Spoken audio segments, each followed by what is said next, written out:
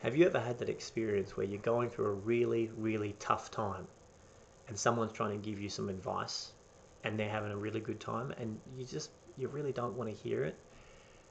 I feel like it's like when if they're on a beach having a party with music and drinks and food going around, they're yelling out to you, and you're like in the ocean with storm clouds and waves crashing on you and sharks circling, and you're just barely clinging onto this one rock and just surviving, and no one's coming to help you, and they're yelling out like, "You'll get over it," or something, like, be grateful, and you just think, "Shut up."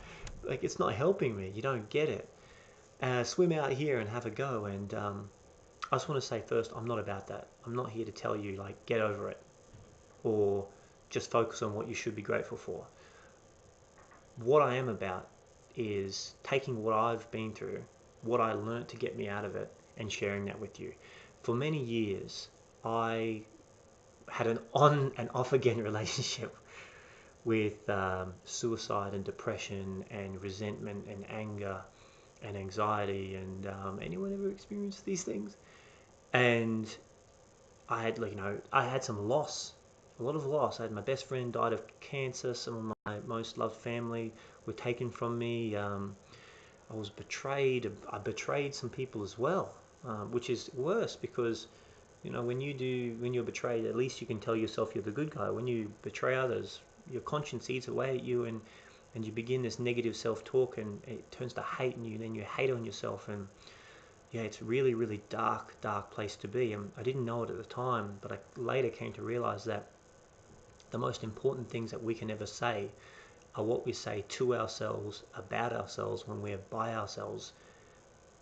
And my self-talk was terrible, and I found myself, homeless twice. Like, I had to go back into it again, didn't I?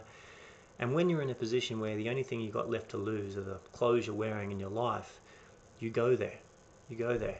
And I didn't have enough courage to admit it at the time, but I thought life was treating me unfair, and basically I was feeling sorry for myself and I had this pity, and I would never admit to it. And if anyone confronted me with that, I probably would have gotten angry, but I can look back at it and honestly say that I was feeling sorry for me, and somehow it actually comforted me, and I got out of it. That's the bottom line. And gratitude was a thing that saved me. Nicholas, how did gratitude save you from that? Well, that's what I want to share with you. And it starts with a story that my grandmother shared with me. And basically, she escaped from Poland during the Second World War, or shortly after the Second World War, but she was 13 years old when the Germans came, and her two eldest brothers were spies for Poland in the resistance, and they got caught and executed. And the Germans tracked her family down, and to stop them from getting involved in any further resistance, they took her and her youngest brother as insurance and immediately separated them. And my grandmother, at 13 years old, found herself in a concentration camp where she was abused, beaten, raped, tortured. If she did anything wrong, like it would rain, sometimes they'd put her outside in the cold, in the snow in Poland, and they'd get a German Shepherd attack dog and put it right next to her chained up, and they knew she hated tomatoes. So they'd get rotten tomatoes and put it underneath the German Shepherd's head just to see if she'd go for it. And she hated tomatoes, but she told me a couple of times she went for it, and even though the dog attacked her hand and bit her up really badly, she got that tomato, and she said to me, "Nicholas, it was the sweetest thing I've ever eaten in my life." But eventually she escaped and she went home, and the Germans weren't stupid. They were waiting for her, and as punishment they brought her parents out in front of her and executed them in front of her, and then took her back to the concentration camp, where they only treated her worse than before because they had to punish her for escaping and then make an example of her. Eventually, after the war ended, she had a young family again, and then she migrated to Australia. And after I got over the shock of this story, I asked her how she made it, and what she took away from all that. And she said to me, "Nicholas, I was grateful." And I couldn't understand how. And she said to me, "Nicholas, because after I went through that experience, everything else was easy." And that blew my mind, that a person knowing that they're not in control of what happens to them, but being in total control of the meaning that they want to give something, I thought that was amazing. And so what I took away from that the meaning I associated to a story was, first of all, absolute gratitude for my problems. Like I talked about them at the beginning of this. But I was very quickly reminded that you've got problems, but some people in life have real problems, And I was suddenly so happy to have my problems. And the second thing was gratitude that she never gave up. Even though she had every reason to, she never gave up and she persisted, because I wouldn't have been born if she had given up, nor anyone from my family. I wouldn't be here. So I was so grateful for it from that point moving onwards. So the next time I found myself going down this dark space, gratitude saved me. Now, why would gratitude be the key to taking me from the darkness back to the light?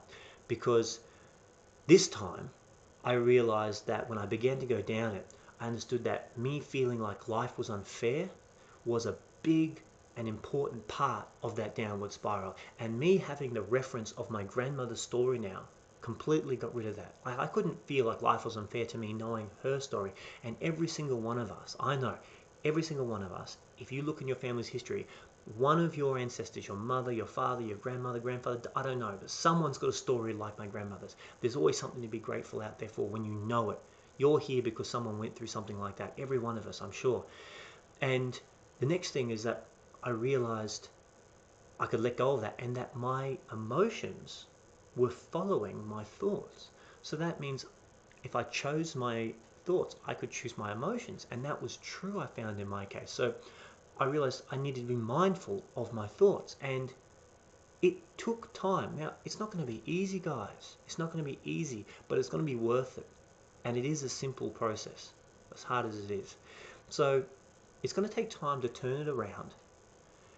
But I noticed that the change happened the most and the quickest when I was the most sincere about my gratitude. Like when I was the most intense about my appreciation for what I had, that's when I made the greatest leap forward. So I really encourage you, do one thing for me, guys. Just get sincere about your gratitude. Feel it deeply. Feel it in your heart for whatever it is. And the next thing I noticed in my life that started to happen was opportunity loves gratitude. Like when I was feeling depressed or suicidal or resentful, people and situations stayed away from me. I mean, why would they want to hang around me? But when I started to feel appreciative for what I did have, it's funny how opportunity just seemed to come after. And I didn't know it at the time, but when I was going through those really dark times, and this is another thing I want to share with you, I wish I'd known this, but I often kept thinking that this is the end. And what I should have been asking myself is this the end or is it the beginning? Because so much of my life during that period was spent, so much energy fighting suicidal thoughts, fighting depression, fighting resentment, and fighting anger. And I wasted so much time and energy, and I'll never get that time back. Instead, I only needed to be grateful for what I did have, and they would have disappeared. I mean, how do I know that to be true? Because gratitude is the healthiest, I think, of all human emotions. You can't simultaneously be sincerely grateful for something and suicidal. Like you can't do it. Try.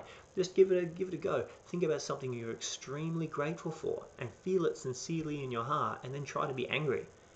You can't do it, and I didn't know it. But now I do, and I just want to pass it on to you that I learned that, and that was the key thing for me to getting out of that, was that substitution, because it displaces the negative thoughts. And just do this one thing. Just one thing for me, guys. Notice your thinking. Be mindful of your thoughts and then substitute them for one that's going to help you. Now, why is this important? Is it going to be difficult? Yes. Is it going to be challenging? Yes. Is it going to be painful? Yes. But it's going to be worth it. Because what's the cost if you don't do it, if you don't make the changes? Because you will keep living that same life. And that's what I had to realize, that if I didn't make a change, my life was going to stay the same. And then I realized once I changed my thinking, I changed my life. All right. Now, the last thing I want to leave with you is that I honestly believe you are only one decision away from a completely different experience of this life. So what is one thing that you could do today that could change it all? And with that, guys, I've got to say goodbye. God bless.